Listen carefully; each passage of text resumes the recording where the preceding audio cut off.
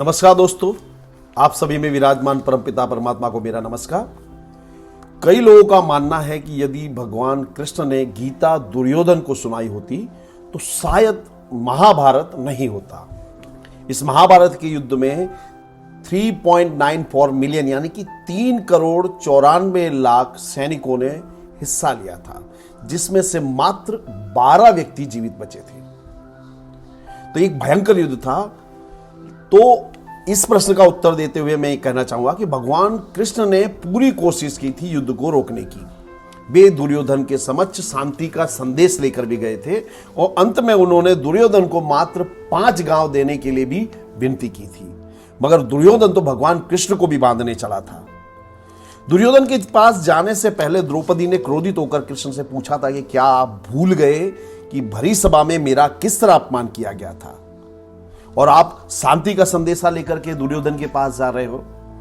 तो इस पर भगवान श्री कृष्ण ने कहा था कि द्रौपदी, तुम्हारा अपमान की खातिर, तुम्हारे अपमान का बदला लेने की खातिर करोड़ों लोगों की जान को दांव पर नहीं लगाया जा सकता।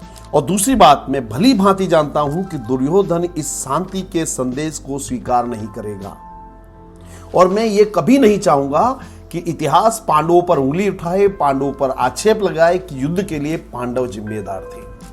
तो भगवान कृष्ण ऐसे कृष्ण भगवान हैं जो भक्त का हर तरह से ध्यान रखते हैं। फिर कृष्ण दरबार में गए हैं और वो पूरे साम्राज्य के बदले मात्र 5 गांव लेकर समझौता करने को तैयार हो गए हैं। मगर दुर्योधन भगवान को बांधने चला है। भगवान कृष्ण दुर्योधन से पूछते हैं कि तुम एक कुलीन वंश के राजकुमार हो, तुम्हें सर्वश्रेष्ठ शिक्षा दी गई है, सब कुछ है तुम्हारे पास, फिर तुम ये भयानक पाप क्यों कर रहे हो? तुम जो कुछ भी कर रहे हो वो पूरी तरह गलत है। इस पर दुर्योधन बोला, जानामि धर्मम नाचा में प्रवृत्ति, जानामि पापम नाचा में निवृत्ति, केनापि देवेन हृदय स्थितेन यथा नियुक्तो अस्मि तथा करोति। अर्थात दुर्योधन कहता है, मैं जानता हूं कि धर्म क्या है पर मैं उसका पालन नहीं कर सकता। मैं ये भी जानता हूं कि पाप क्या है और मैं पाप कर रहा हूं, पर मैं स्वयं को रोक नहीं पाता। मैं सिर्फ वही करता हूं जो मेरी हृदय में स्थित वृत्तियां मुझसे करवाती है। दुर्योधन ने भगवान कृष्ण की बातें सुनने के बदले यह दिखाया कि मैं सर्वज्ञ हूं, मैं सब कुछ जानता हूं। दूसरी ओर अर्जुन के मन में भी संशय है। अर्जुन ने भी कभी यह नहीं माना कि वो सब कुछ जानता है।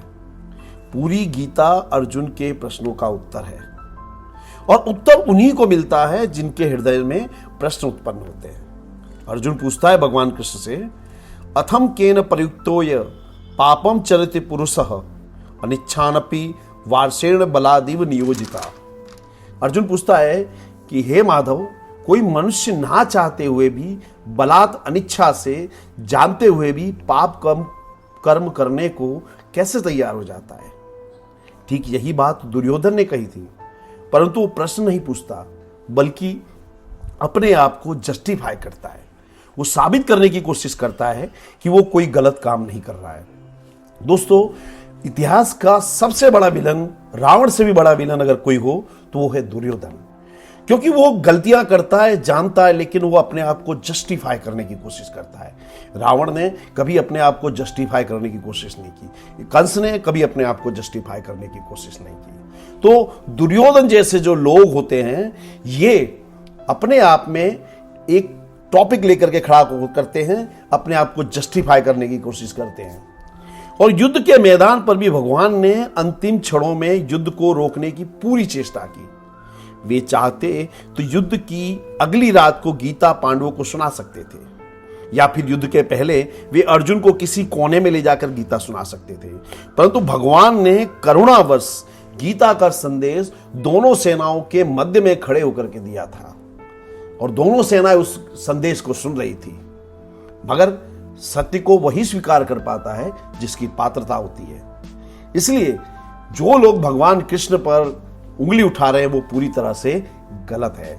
गीता उसी की है जो उसको हृदयस्थ करता है। जय Shri Krishna. Thank you very much friends. Have a very nice day.